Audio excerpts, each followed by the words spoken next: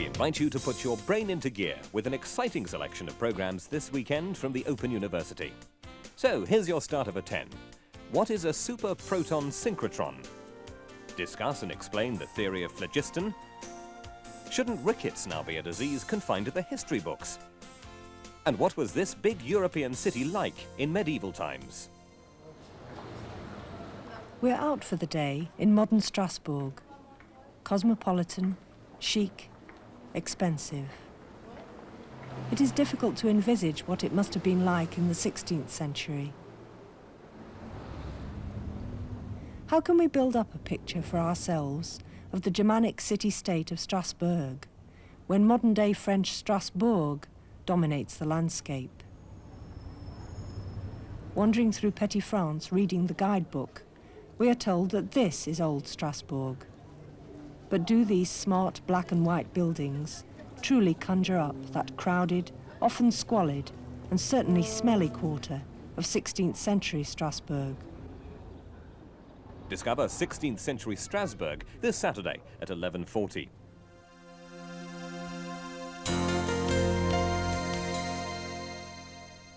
Staying with the arts faculty, the final programme from the new course, The Rise of Scientific Europe, looks at the publicity of oxygen.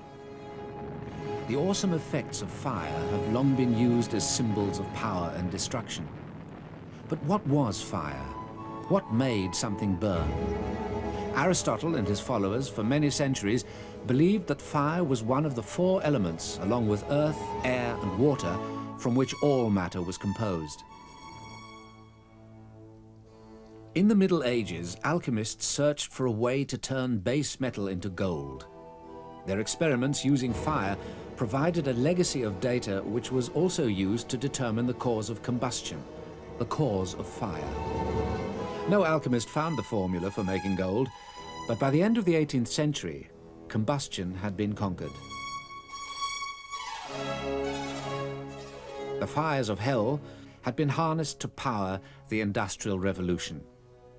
Find out more about the fires of hell and the theory of phlogiston this Sunday morning at 8:15.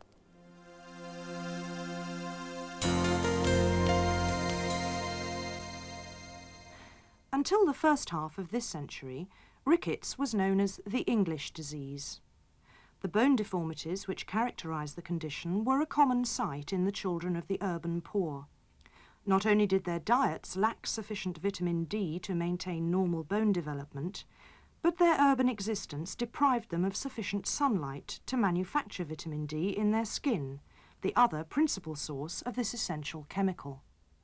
During the 1940s, better sharing of staple foods, the provision of extra milk, and vitamin fortification of margarine led to the virtual disappearance of the disease. However, during the 1960s and 70s, children with rickets were once again noted by doctors. Asian Rickets, the English disease, examines the government's campaign to combat rickets in the Asian community. And finally, what does happen in a superproton synchrotron? Here, protons are obtained by literally tearing them from hydrogen gas with an intense electric field.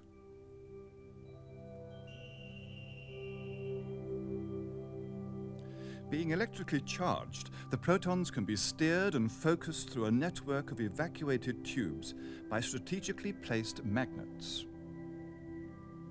Through this maze of pipework, they are guided into a circular accelerator 1.5 miles in diameter, the superproton synchrotron. Exciting stuff. Join the search for W&Z this Sunday at 9:55. Just a few of the programmes from the Open University this weekend. Full details in Radio Times and on CFAX, page 618.